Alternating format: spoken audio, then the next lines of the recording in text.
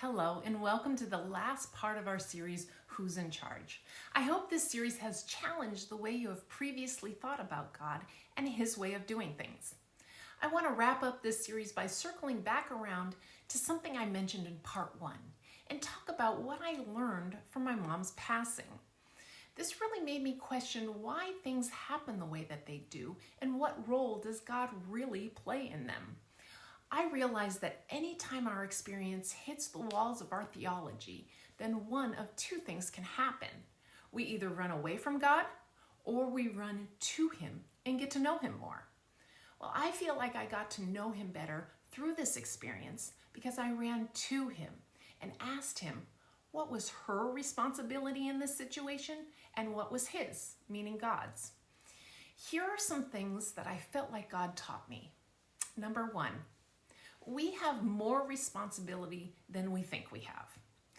God is not going to do everything for us. That is actually what the cross is for. Luke 10:19 says, "Behold, I have given you authority to walk on snakes and scorpions and authority over all the power of the enemy." Jesus was talking to His disciples here, but we also see that He was talking to us today.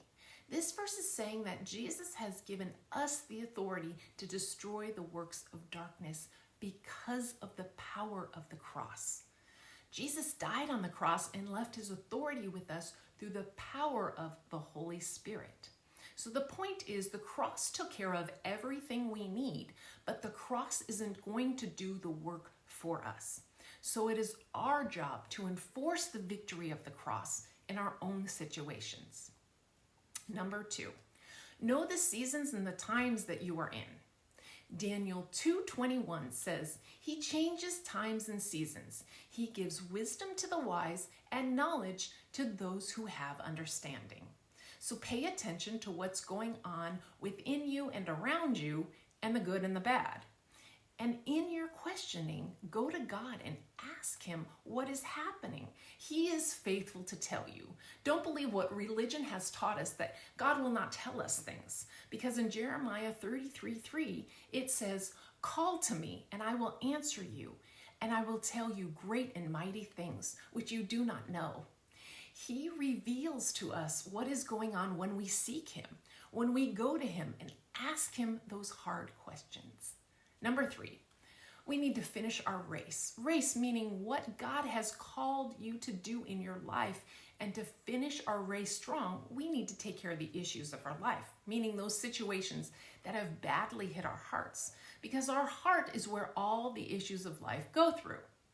Proverbs 4:23 says, "Keep your heart with all diligence, for from it flow the springs of life." Some translations say, "Guard your heart, for out of it flows the issues of life." So this verse is saying we need to take care of our heart, so bitterness, resentment, and offense don't build up in there from the issues that have hit our lives. Hebrews 12:1 says, "Let's rid ourselves of every obstacle and the sin which so easily entangles us." And that is the bitterness of heart that entangles us on the inside. "And let's run with endurance the race that has set before us." So the point here is we need to take care of our heart so we can carry the responsibilities that God has given us and finish out the path that God has set before us in our lives. So to end this series, I want to give you some last thoughts. God is not going to do our job for us. Religion has given us such a false understanding of who God is. We have been taught that God is up there randomly zapping our problems away, and well, sometimes He does and sometimes He doesn't. But unfortunately, that has given us such a limited view of who God is and what His true nature actually really is. I think we have gotten stuck in our thinking of us wanting Him to do the big thing. But what we really need to understand is the big thing is finding God in our experiences so He can reveal more of who He is to us. Here's a quote from Dutch Sheets' book, Authority in Prayer. This sums up what we have been talking about. Dutch says, "In this earthly war over who is going to rule it, you are caught right in the middle. God and the devil, opposing forces of good and evil, life and death, truth and deception, seek to govern the earth beginning with you. The more you learn to govern your world the way God intends, the more his cause prospers. So Desh was saying the more responsibility we learn to have, then the more of God's will be done on this earth. God's will doesn't just happen without you and I. God will not overstep the rights he has set up for us to make our own choices. But if we want to see heaven invade this earthly realm in our personal situations, we have to start taking responsibility and giving God room to do what he wants to do on this earth through us.